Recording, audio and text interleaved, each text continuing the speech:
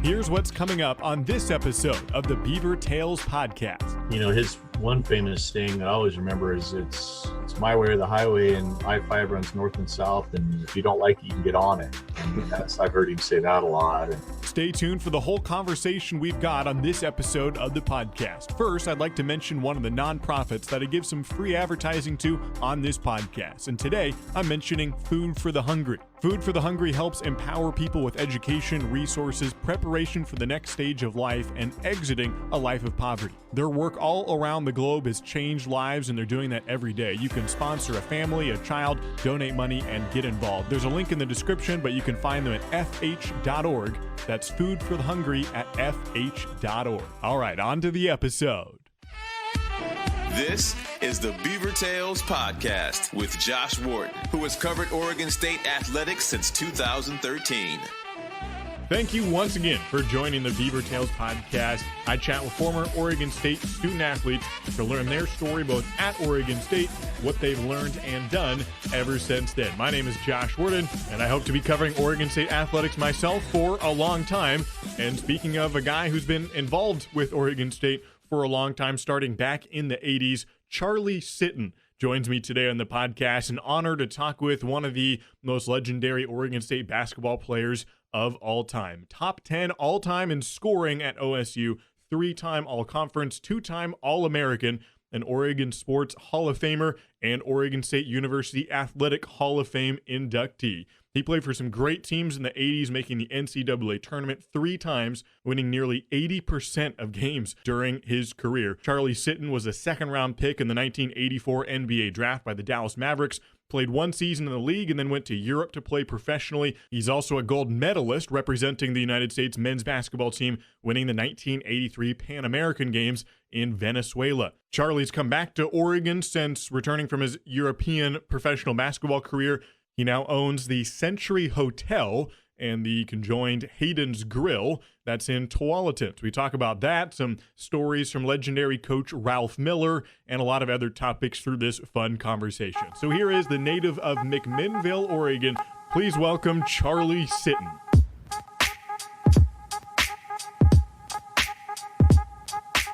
Charlie, thanks for joining me on the podcast. It's fun to touch on an era that I haven't gotten to yet on the podcast in the 80s basketball, and I'm hoping to get Steve Johnson on too and maybe put your episodes back to back. But thanks for coming on the podcast today. No problem. Thanks for having me. Yeah, let's start with from the beginning, some childhood memories growing up in McMinnville, Oregon. Not just basketball-wise, but partly how you were growing into a basketball player at that point. But what was it like growing up in the 60s and 70s in McMinnville? Yeah, well, it was smaller. Obviously, it's grown a lot. The wine industry's been good to Yamhill County, where I grew up. Back when I was there, it was farming and logging. A little bit of industry. We had a steel mill in McMinnville was there, but not Smith's Pies, but not really much industry. Mostly, it was driven by farming and logging, and the logging has kind of gone away. There's still a couple guys trying to do the logging, but most of the logging has kind of gone away. And there's still quite a bit of farming, but the wine industry has really created a lot of new business, new industry in the Yamhill Carlton area where I kind of grew up, on what's on the north side of McMinnville. So it was a great experience, small town. We were it's kind of like what the Hoosiers were. We were the basketball. We were with a small town. Weren't supposed to be able to compete against the big cities. And then we had a good class of kids that I grew up with. Had 3 kids, and then Chris Winkler was in the class below me. And so we had a good run there, and it was fun. It was great, family oriented. Grew up on a farm, worked every day. Didn't have time for vacations. Didn't have time to do what everybody thinks they need to be doing now. And so it was that I think really helped me ingrain a work ethic into me that has helped me not only in basketball but in the businesses that I'm in now. And my cousins still farm. We have a family farm. There's probably close to 2,000 acres that has been many generations that Sittons have farmed.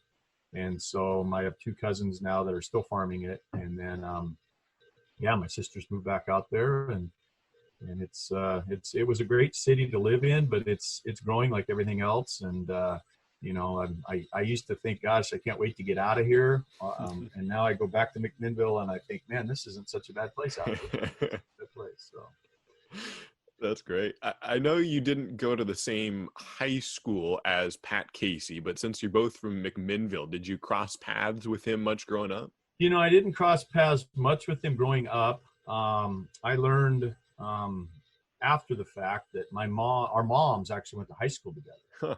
And I didn't know that until I had met Pat later, I guess, at Oregon State. And then I ran into his mother at different places, different events. His mom and dad actually had a great visit with them back in Omaha when I was back there and when they won the championship. And so, yeah, I knew of him. I knew of the Casey family because there was so many of them. But they were obviously in Newburgh. We were McMinnville, big rivalry. And then he's a little bit older, so we really never crossed paths athletically, like in sports. So I never really, didn't really cross paths with him, I guess is the answer. Yeah, I never really seen much of him. But talk about a great career, man. What a guy, what a great motivator. And, he's got to know him real well at Oregon State, and what a phenomenal job he did. The funny thing about talking of the national championship in Omaha is that the next question is, well, which one? So which time in Omaha were you there? Yeah, well, I didn't go in 06 and 07. I should have gone. I had a cousin, Craig, was on the team in 07, and I should have gone. He was also from Carlton area, backup, I believe, pitcher. But I had kids in sports, and that's when my kids were busy. I have a son, CJ, who's 25, and a daughter who's 27. And so that's right when they were in the middle of all kinds of sports and activities. And so it was really difficult. I just didn't see myself heading out there, but I did get out there for both this last Swan Song, or the last 2 years. I was there the year with both. I made 2 trips out there. Actually, the championship year, I made 2 trips. I'm getting too old. I don't know if I'll ever see another national championship from Oregon State, so I'm not going to miss this. And so I went out for the first week, came home, got some work done, and then I went back and got up was there when they won the championship. So it was one of the cooler things I've ever witnessed. That and the complete, use of a better term, ass whipping that Erickson's team did in the Fiesta Bowl were 2 of the greatest events I've seen lately, other than when I was playing. So anyway, those were 2 really cool things that I'll never forget in Oregon State, since I was gone. Yeah. That one of the projects I'm working on, not only this podcast with former athletes, but I'm working on a documentary project. This is my little plug for the project, where I'm interviewing a bunch of players from that 2018 baseball squad, as well as the coaches. I've talked with Pat Casey, talked with reporters and players and all that from 2018 to kind of narrate through that postseason, do like an audio documentary. And anyone who is there or has some connection with the team is always interesting to hear their perspective. So what was your memory of, if you ran into Pat Casey in 2018 and watching that team win the championship? Well, it was really kind of surreal because one guy catches a foul ball, it's over, So it was, the underlying stories were pretty cool. I've known Jack Anderson a long time. He played sports with my kids, and so I've known him a long time. And from Jack Anderson's story of going into Pat Casey's office and saying, "Hey, you'll never play center field for me. You're not. You need to go somewhere else. You're not. I'm looking for a different type of person." And Jack just walked on, kept working at it, kept this and this, and became all Pac-12. And then when the center fielder Chow gets hurt, they ended up. He ends up starting in the championship game in center field. It was really kind of a cool thing. And so there was just that. And then, I ran into a buddy of mine, Joe Klein, who I played with and, played in the NBA. We played a lot of AAU basketball, not AAU back in the day. There was like the small tournaments against one another. We actually took a trip to Notre Dame together, a recruiting trip. So I've known him for a long time, and he was an Arkansas fan. And so it was fun to joke around with him, but the way it turned out, the dropping of the foul ball and then coming back and just, home run, base hit, it was just like, it was typical Pat. The true grit of that team was pretty amazing. And then, the next day that they were so demoralized that they just came in. And then obviously Abel pitched so great, and it was just, it just was really cool, really cool. It was neat to see a lot of people traveled, and saw a lot of people. It's kind of a nice, cool group that we had. And I'd never been to Omaha except for the year before. And they do a great job with it. It's really a cool little community.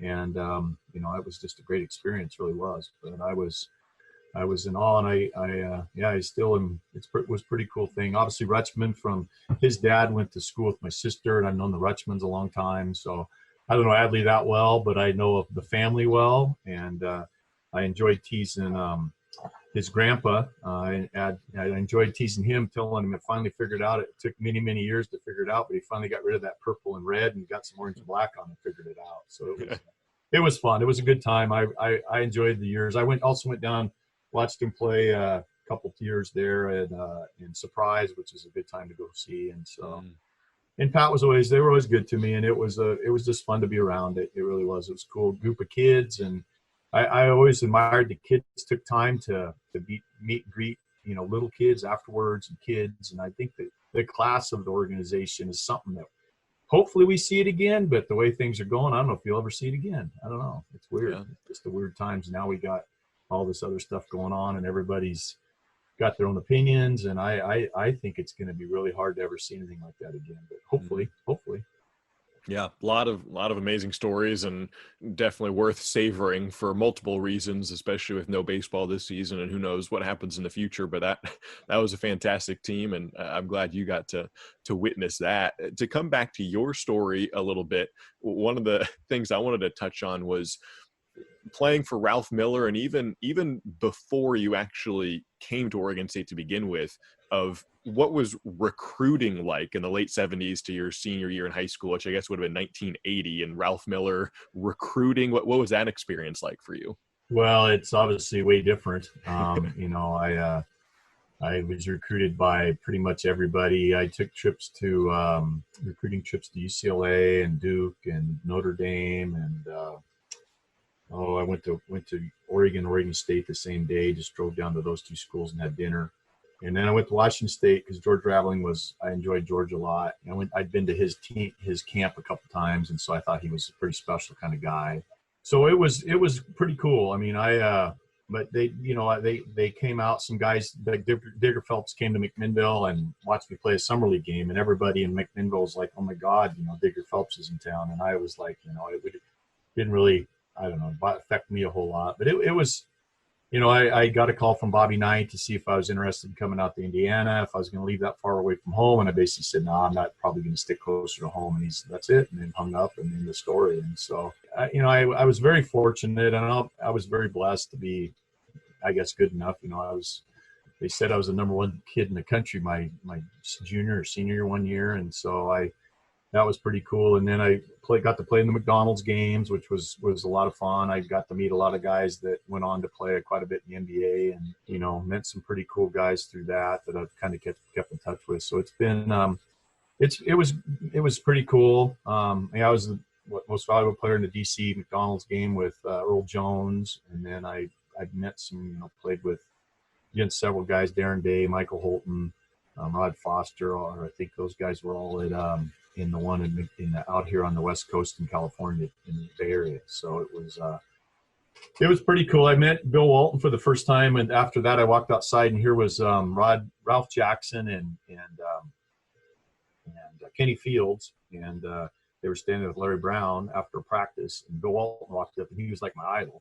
And Bill was like, well, they introduced me to him, and I shook his hand, and then he said, well, too bad Larry Brown said we recruited him, but he decided to stay home, go to Oregon State. And Bill looked at me and said, well, you're too bad you're going to have to lose to UCLA for the next 4 years. And I thought, you son of a gun. So I only lost to him twice in 8 games. So I always took that upon myself to try to compete a little harder against those guys. But it was fun. And he was, I met him later and we joked about it, and it went on. But it was high school recruiting is definitely changed, and it's I'm old school, and I'm 58, and so it's horrible now. It's really horrible. I mean, it's from the way it is now, and the way everybody's going to be an All-American, and everybody's going to be at a college scholarship, and it's just gone to the point where it's everybody's getting paid under the table, and it's crappy. It really is. It's just a crapshoot, and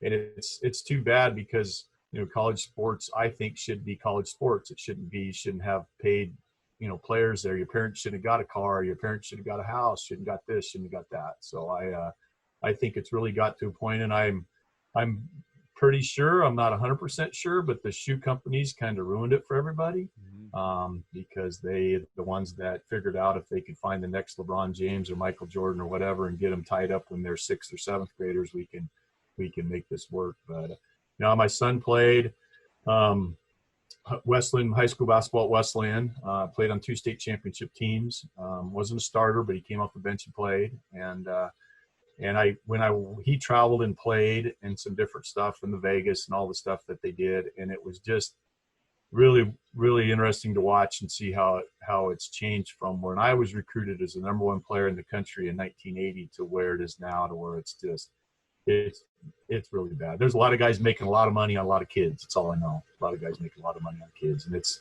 a shame. They should clean it up.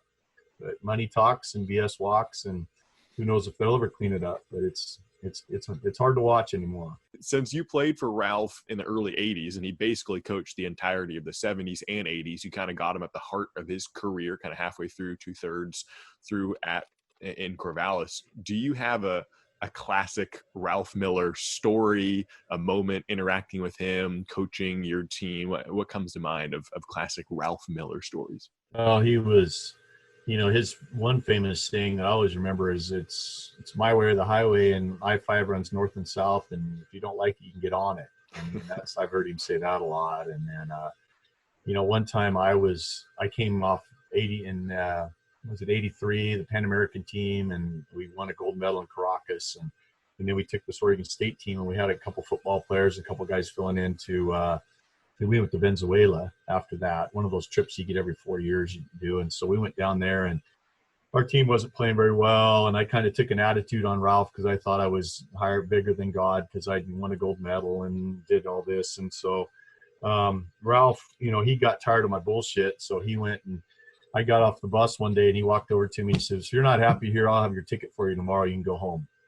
And I was just like, boom, put me right in my place. And I was like, oh, Jesus, now what do I do? So I had to call Jimmy. And I said, "Jimmy, I'm sorry. I made a mistake. I don't feel bad about leaving my teammates." And Ralph was just, if you don't want to be here, don't be here. It was just simple. He had a way of putting people in their place, and in a good way. I mean, it needed to be done. I'm not saying that I deserved it, totally deserved it.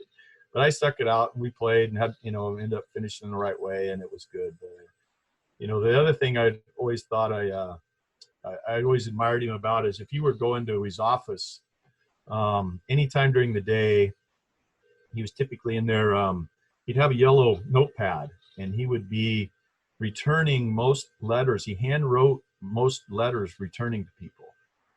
Like people would email him stuff, but he was always in there writing something almost every time I went in there, and he'd always drop the pen and probably light up a cigarette, and then he'd start BSing. And by the time you were done, whatever you thought was on your mind that you needed to talk to him about, by the time you were done, you always end up talking about his place in Blackview.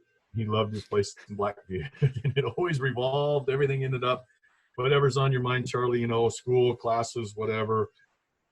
Basketball, it always went back to, well, and then he'd get to talking about his house in Blackview. So it was, he had a way of, he definitely had a way of handling kids, people. I mean, but he ran off a lot of good players. I mean, there was a kid, Daryl Neal, came in, played with me a couple of years, and he came in and he just didn't fit into Ralph's style. I mean, it was apparent he wasn't going to fit in, and he ended up going to Alabama and becoming all-E.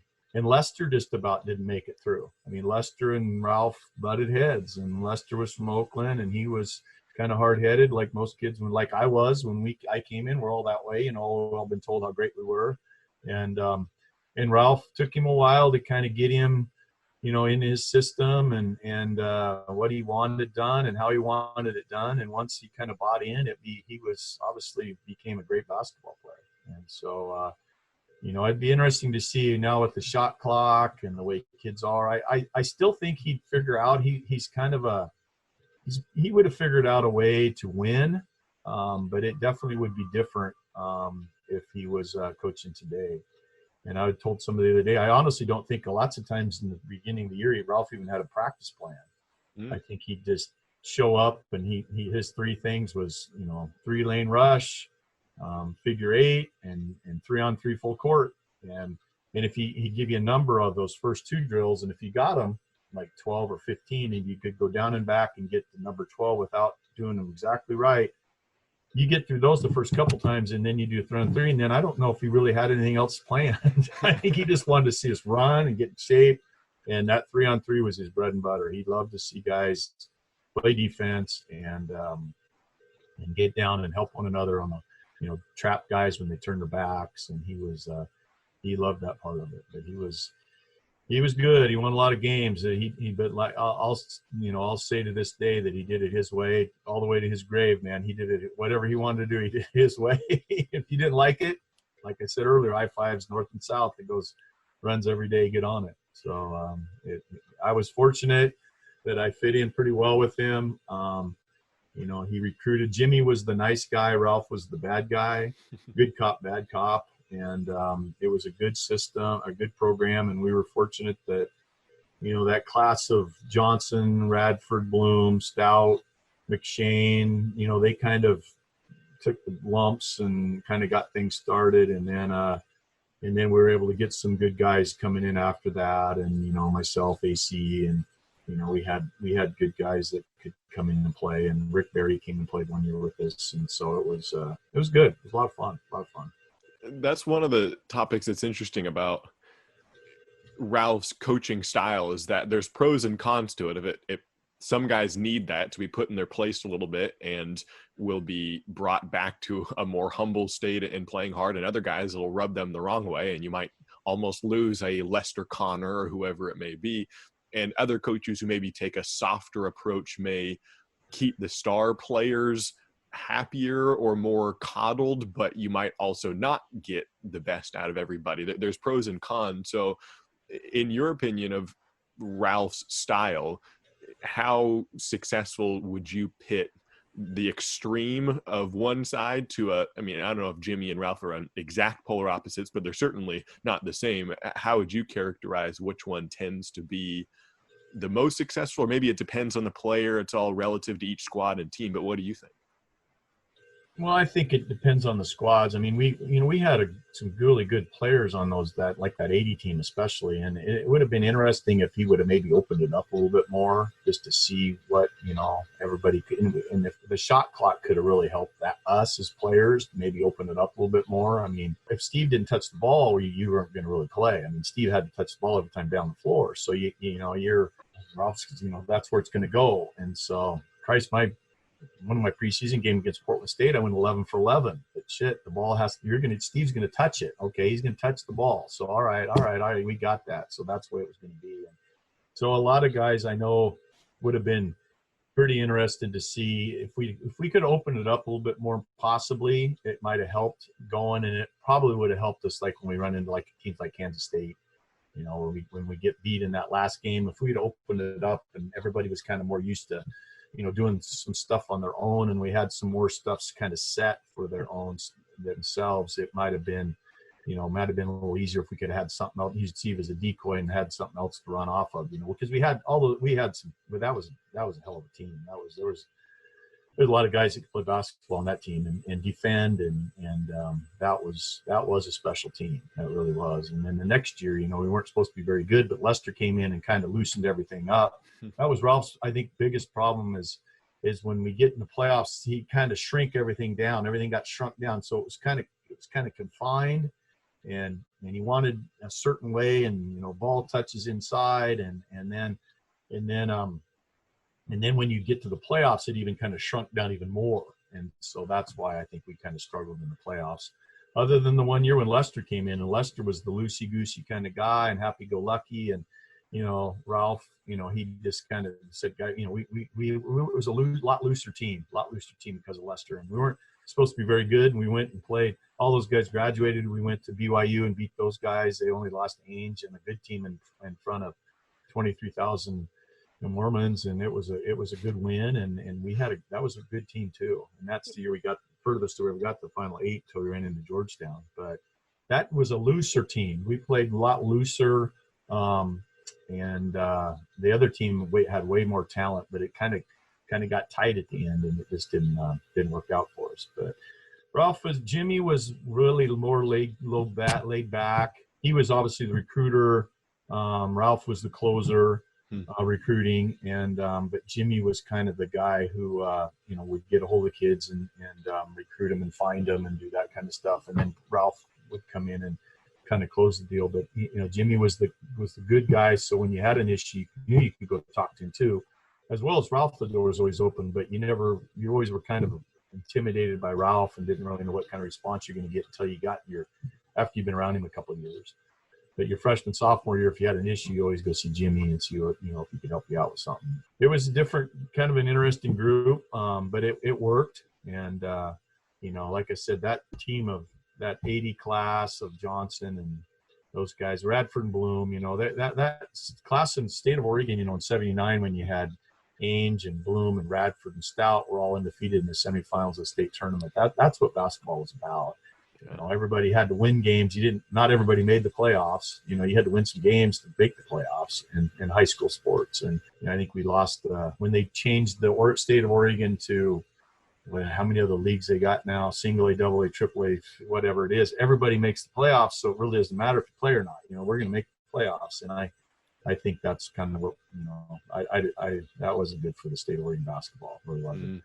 But that year, I don't think you'll ever find it. Sure, they had good run with Love and Singler, but they didn't have 4 undefeated teams that were playing all the good teams all the time. Wiltshire wins 2 state championships, 3 or 4 state championships at Jesuit, but he never played against Jefferson. He never played against Jefferson, and because they were in the 4A or whatever the hell it was, they were a league down. They played in Corvallis and won with Jones and the 2 Jones boys. So sure, Jesuit won 4, but you really play the best teams in the state every year because they spread them up. So but that class with those 4 guys that Ainge, 3 of them came to Oregon State. Ainge obviously went to BYU, but that really set the tone of Oregon State was good before that, but they definitely took it to another level. And then it made it easy for guys like when it came time for me to get recruited, they had Dwayne Allen was graduating and all those, so I kind of had a spot.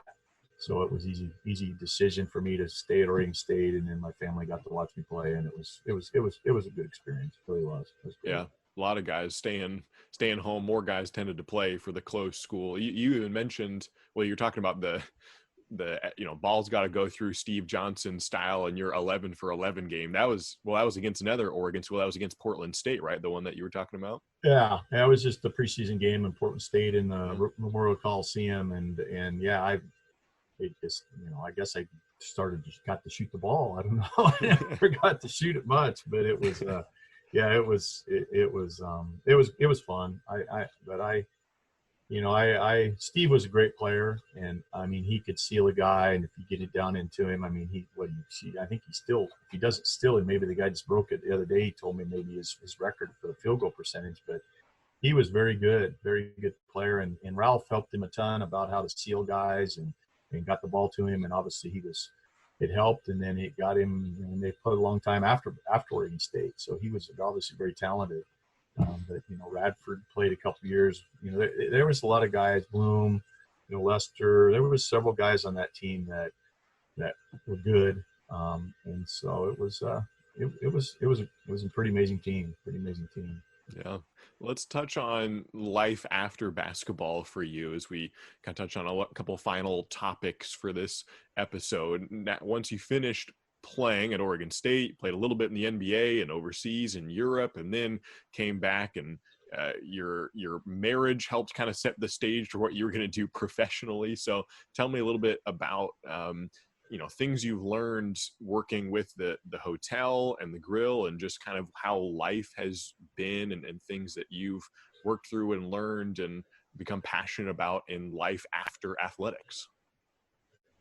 Well, I 2 years in Dallas, Europe for 5, and then realized met my wife Tracy. She's from Battleground, went to Gonzaga, and then decided it was time. And then my father-in-law was in the industry of hotel industry, so we looked around for different pieces of property and finally found this one here to build something on. I wanted to invest some of the little bit of money I made, and so we built this, and It started out pretty slow. Obviously, Tualatin wasn't growing that fast, wasn't much going on, and then all of a sudden, as time went along, we didn't really know much about the restaurant business, but we wanted to add some more rooms because we had 40 rooms. We wanted to go to 70 rooms, and then or add some more rooms, and so we added the restaurant. And I used to think I knew a lot about the restaurant business, but every day's learning experience in the restaurant business, even after 20 years. It's just it's a whole new beast. I used to think you serve some food and keep it clean and get good staff and you'd be good to go. But it's really been an eye opener how the restaurant business runs. We've been through some different transition with some staff and all that fun stuff that you get to deal with owning a restaurant. Hotels is not as difficult. It took a while to build up a clientele. We have I'll be honest. I'm very fortunate. I could have went anywhere and played, maybe who knows what might have worked out if I'd have went to UCLA. Who knows? Hindsight, you never know. But I stayed at Oregon State, played Oregon State, and I've got a lot of the people that come in, there's not a day goes by in the restaurant that you don't see somebody dining that has Oregon State license plates. I mean, I just got the people that have supported me in my business from this Oregon State, corporate wise, individually wise. It's been I'm very thankful and very fortunate, and want to thank everybody for the support over the last 20 some years of running this business here. I was lucky that I don't have to travel. I'm not I don't have my business. I've been able to get here every day. I've been able to go home every night. And that's probably the best thing about raising my two kids. And Tracy and I have been married 30 years this year. And so the best thing about it, I think, was I was able to come and work and spend time here and work on trying to find new people, marketing, staffing, whatever it might be, maintenance, and still be able to go home every night and take care of the family, get it raised. Restaurant, like I said, is a new breed, but we've, it's way different. It seems like it revolves so every 4 or 5 years, but we'll say we've been in business 20 years of this year in that restaurant we've been open. So it's not many guys in restaurants anymore can say they've been in business for 20 years. So obviously it's even more difficult now under the circumstances we're in, but we've kind of come up and just serving dinners we used to be open breakfast, lunch, and dinner from 6 to like 12. And now we're only open 4 to 9, Tuesday through Saturday.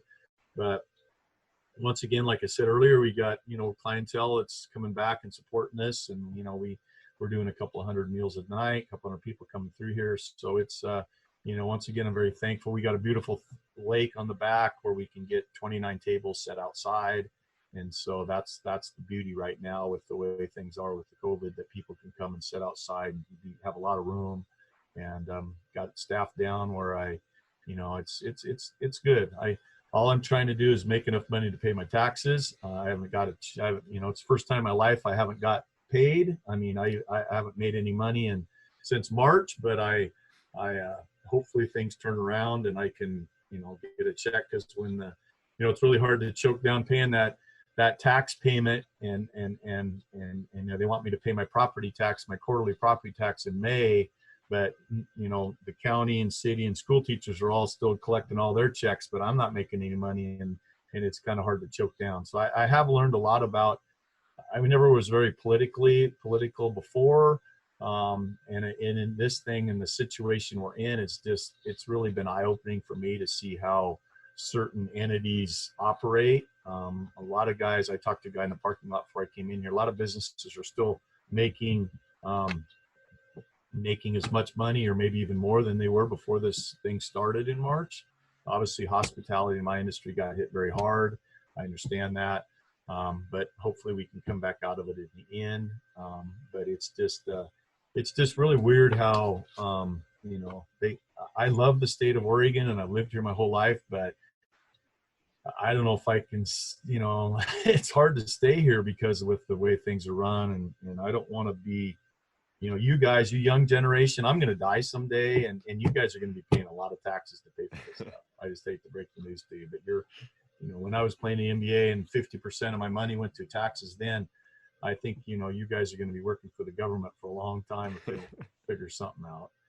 So I hope it's not that bad. I keep telling my kids, but it's, it needs to get better before it gets worse. The only saving grace is, I guess, I don't have a business downtown Portland because it's even worse. But I'm, out here where I'm at in Tualatin, it's been, I've got a lot of great support. I've got a couple of companies that are run by Oregon State alumni that have been very supportive for the last 20 some years. And I think it's interesting how kind of the Beaver guys stick together and kind of help one another out. And I think everybody will get through it. It's just going to be painful for some for a while. Yeah. One of the things I like to talk about, and by the way, I hope the best for the restaurant and the hotel. And if anyone wants to go check it out for those listening, it's the Century Hotel in Tualatin and Hayden's Grill, right? And so definitely, check that out in Tualatin. To kind of close out, one of the things I like to touch on is just to see how people have grown, not just as athletes, but as people, and what they find important and how they've matured and learned about what it means to live a successful life after sports ends. And so if you can think back to when your playing career ended, the day you retired, if you were to speak a word of advice to that Charlie Sitton, those years ago, of the moment you went from I'm no longer a professional basketball player to what's next, what advice might you give yourself to that version of Charlie Sitton? Well, I think the good question. You gotta, if everybody, when they get done, could just take a step back or 2 steps back and appreciate what they had. And then, as you move forward, there's going to be a lot of ups and downs. It's if it's family or if it's business or if it's, life's supposed to get your parents get older and then you deal with that kind of stuff. And so there's always going to be hurdles, but you just kind of gotta kind of take a step back and make sure you let it kind of evolve before you kind of jump in and make too many drastic decisions. I guess rash decisions is what I would say. It's it changes. I mean, who would have thought we'd be dealing with what we're dealing with today? It's just life throws curveballs at you, and you just you find out who your friends really are, and you just kind of gotta hunker down, and it goes back to what I first said. I think hard work helps me a lot, because I can stick my head in the sand and work harder and not try to let all the outside things that are going on in the world kind of, get a guy down. The hardest thing I had to deal with playing when I was done playing, and it seems kind of silly, but it took me years to get over when the days got short, like when it gets dark at 5 o'clock. I was always in a gym, I was never, so when I was done playing, it was 5 o'clock, it was dark. I love to be outside. I love to, golf, fish, hunt, whatever it is. And you can do all that stuff in the summer, but when the days get short, it's hard to do all that stuff. Weather changes. That was the hardest part for me, was those days, November, when the basketball season should be going on, and you're in the gym, and it's dark at 5, and you're like, wow, I don't want to go to sleep. So it took a while to find something, go to the gym, work out, something to keep your, to kind of go that still to this day, that's the hardest thing for me to get over from not playing is when the days get short and you're not in a gym practice. And I think that's the stuff that was hard for me. But reach out, resources, you got to use your your base around you to, networking. You got to use your networking base to whatever business you're in. Like I said earlier, there's a lot of, I've been very fortunate to have a lot of Beaver fans support me for the last 25 years in the business I've been in. And hopefully I've given some back to them and helped other people. I hope I have. I hope people think the same thing of me. But that's the thing, is Oregon State is pretty unique, and I hope it can stay that way as we move forward here. As far as, you scratch my back, I scratch yours, and we can kind of all work together and get through whatever it might be. Yeah, I appreciate that. Thanks so much for your time, Charlie, and reminiscing about Oregon State and everything since then. Good luck with everything going forward with the hotel and the grill, and thanks again for coming on the podcast today. No problem. You got any other questions? You know how to get a hold of me, so let me know. Well, that was really fun to talk with a legendary Oregon State basketball player. Just an honor to chat with Charlie Sitton and fun to hear his stories. The Jack Anderson connection, I didn't expect that to come up, and his following of Oregon State baseball. I'll use that little clip in the Beaver baseball documentary that I'm making of, Jack Anderson's story and getting cut from the team, and then to see what Charlie Sitton had to say about his path and Charlie's appreciation for Jack Anderson's story. I'll throw a little side storyline in there in the documentary. Those are some of the pieces that you'll be able to hear in this project that's coming out later this year. Again, thanks to Charlie Sitton for coming on the podcast. If you enjoyed this episode, please share it with a friend and check out the website for the Beaver Tales documentaries. There's a link in the description, and learn more about this great project that all Beaver fans and just sports fans and people who love good stories will enjoy. Until next time on the Beaver Tales podcast, I've been your host, Josh Warden. Good night and go Beavs.